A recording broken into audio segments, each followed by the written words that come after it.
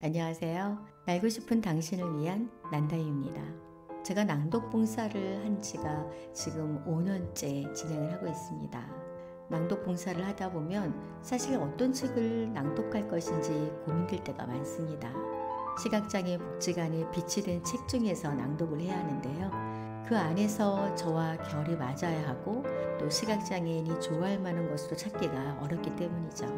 그렇게 고민해서 찾은 책이 옆집 CEO의 꿈은 모르겠고 돈이나 잘 벌고 싶어입니다. 책 제목만 봐도 굉장히 직관적이죠.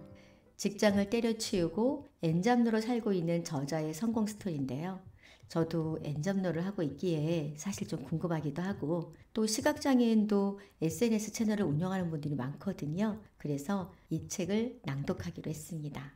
잘 다니던 평범한 직장인이 어느 날 이대로 회사에 눌러 있다가는 평생 돈을 못 벌겠구나 하는 생각이 들었다고 합니다. 1년의 준비를 거쳐 회사를 뛰쳐나왔고 다양한 SNS 채널을 운영하면서 터득한 방법들을 모아놓은 것이 바로 이 책인데요. 그럼 저자가 알려준 대로 따라서 하면 다 성공할 수 있을까요? 하지만 그대로 따라하는 사람은 거의 없다고 합니다. 문제는 뭐다? 맞아요. 실행입니다. 우리 실행해보자고요. 그럼 저는 이 책에서 어떤 부분을 실행하면 좋을까요? 제가 요즘에 유튜브 구독자 수에 목이 맸거든요. 아니 도대체 몇 년을 했는데 아직까지도 1000명이라는 숫자를 올라가지 못하고 있습니다. 그래서 유튜브는 어떻게 성장을 시키면 좋을까? 유튜브를 성장시킬 수 있는 방법에 대해서 좀 살펴보았는데요. 우선 유튜브는 많은 영상을 올린다고 해서 좋은 건 아니라고 합니다.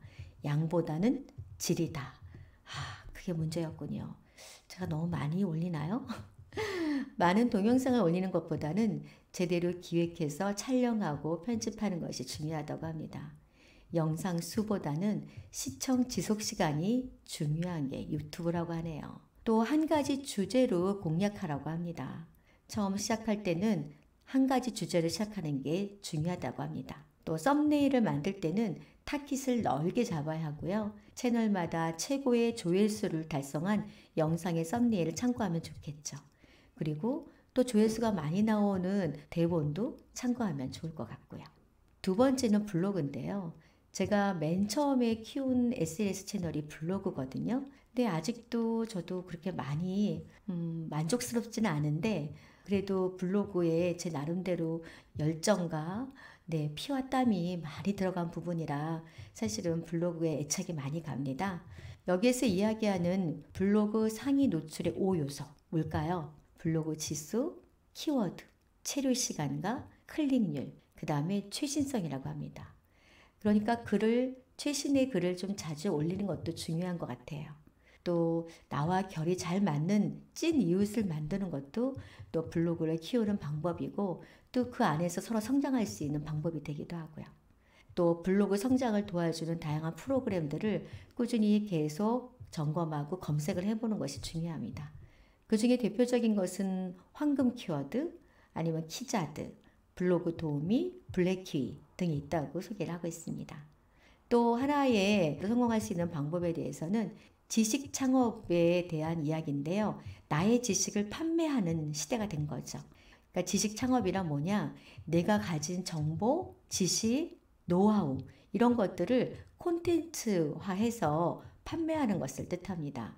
대표적인 것이 전자책 또는 강의 판매 등이 여기에 속하겠죠. 저는 블로그를 통해서 제가 이제 하고 있는 활동을 포스팅하고 그 포스팅을 보고 관계자들이 살펴보고 이분한테 강의를 맡기면 되겠다 하면서 강의 의뢰가 들어오기도 합니다. 그게 어쩌면은 지식을 판매하는 하나의 방법이 아닐까 생각이 들기도 합니다. 엔잡러는 주로 재택근무를 많이 합니다. 저도 재택근무를 하고 있고요. 그래서 시간 관리가 정말 힘들 수 있거든요. 출퇴근이 없잖아요. 근데 그래서 무엇보다 자기 관리가 중요한데요. 그럼 하기 싫은 일을 해야 할 때는 어떻게 나 자신을 대처하면 좋을까? 그 방법에 대해서도 좀 마지막으로 이야기를 해드리려고 하는데요. 하기 싫은 일을 해야 할 때는 좋아하는 카페에 간다고 합니다. 그러면 좀 집중력도 생기고 또 사람들이 하는 표정이나 사람들을 보면서 자기가 하고 있는 일에 대해서도 생각할 수 있는 시간을 갖기도 되더라고요. 또 일단 몸을 움직여야 됩니다. 하기 싫다고 마냥 침대에서 일어나지 않으면 계속 그날은 거의 일을 하지 않는다고 보면 되거든요. 일단 몸을 움직이자. 스쿼트를 하거나 스트레칭을 하면서 몸을 좀 풀어주는 게 좋고요. 또 능률도 오르고요. 그래서 좀 건강관리를 위해서도 좀 꾸준한 운동을 하려고 노력합니다. 그리고 만약에 내가 성공을 못했다 그러면 너무 그 부분에 대해서 실망하거나 또 좌절하지 말라는 거죠. 우리가 N잡내에 도전할 기회는 무수히 많기 때문에 너무 과도한 부담을 갖지는 말자는 얘기입니다. 그리고 결과가 아닌 행동을 목표로 잡으라고 합니다. 내가 어떤 행동을 했는지 그 행동의 결과가 또 좋을 수밖에 없겠죠. 근데 그 행동이 나쁜 결과가 나왔으면 내가 어떤 행동을 했길래 이런 결과가 나왔을까라고 되짚어 볼 수도 있는 거고요. 그리고 스트레스에 관련해서는 그 근본 원인을 찾아내서 정면 돌파하는 것이 좋다고 합니다.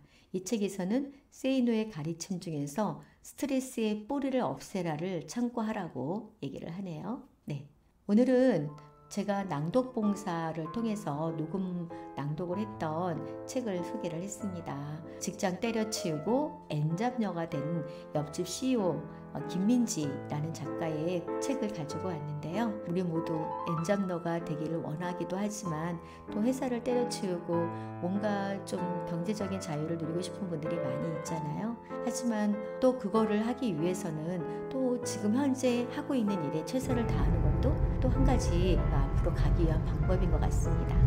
오늘 함께 해주셔서 고맙습니다.